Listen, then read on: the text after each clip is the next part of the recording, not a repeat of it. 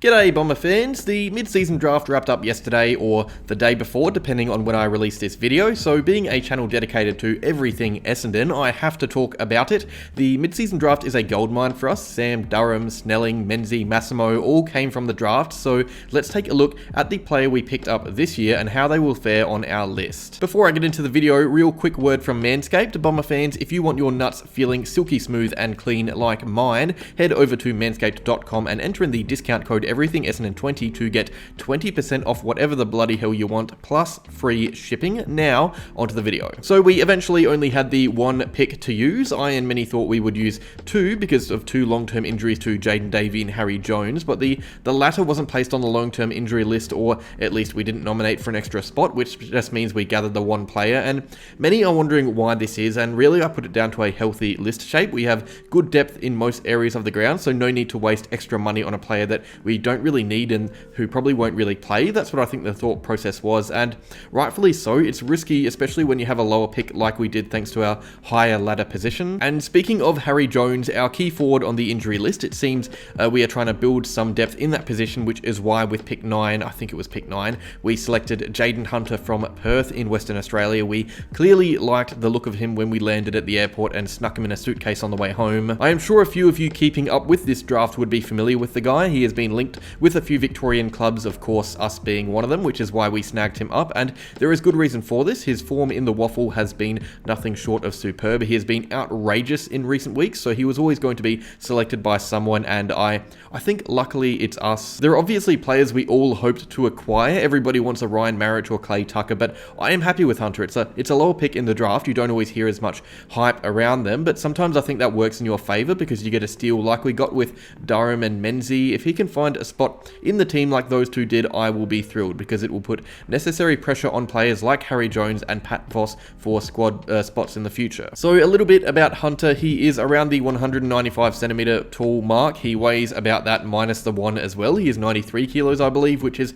always a good sign when you have a player that tall weighing in at that much. It means he is ready-made, physically at least. Quick comparison there, Zach Reed is 202 centimeters but weighs less, same with Nick Cox. You usually see injuries with these leaner, taller players, stress fractures, ankles, same with Harry Jones as well, so it's good to have someone built a bit more solidly. I should mention though, speaking of injuries, Hunter actually missed out on 2 or 3 consecutive drafts because of injuries of his own. He recently had a long stint out with a nasty ACL, but that was a big reason for putting on muscle, and since getting his body right, he has been in really good shape both physically and with his form as well. He is very athletic, so there isn't really that Pat Voss mongrel about him. He is big, but he uses it more to his advantage aerially and around the ground. He can move around a lot. You will see him use his tank in the VFL when he comes down to play with us. He's also a very nice kick of the footy. We seem to have a few of those around the club now, which is nice. You will see him miss a set shot or two, but he gets a lot of looks inside 50, most of which result in goals. That is at least at state level. I'm not trying to hype you guys up saying he'll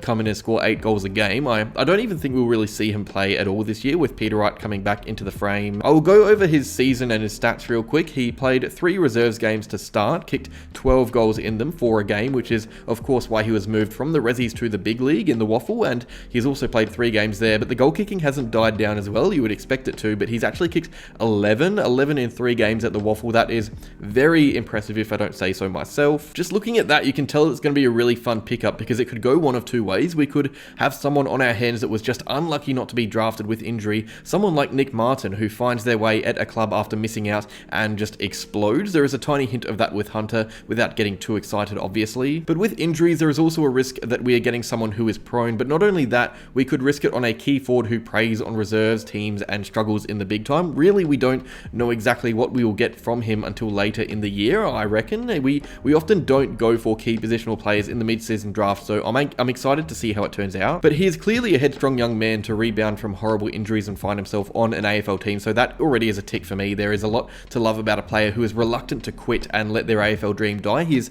clearly hungry and mature for his 21 years of life experience. And another really good thing about this pickup is that it will allow Pat Voss in the VFL to have some space. He has been smothered by defenses in recent weeks because he is our only key forward there, but with Hunter now we have 2 options and 2 big reasons to tune into the games. Speaking of VFL, I will just end real quick by saying Quinton Narkle was drafted to Port Adelaide, so he will no longer play for us, which sucks because he has been great, but we got to say congrats to a guy getting another chance in the AFL and thank him for his service at the club. He really does deserve a spot after the performances he put on this year. But that is that. A quick little recap done. Let me know down below what you think. Are you happy? Did you have your eyes set on someone else? Do you reckon Hunter will play for us this season? And as always, like the video and subscribe to stay up to date with everything Essendon.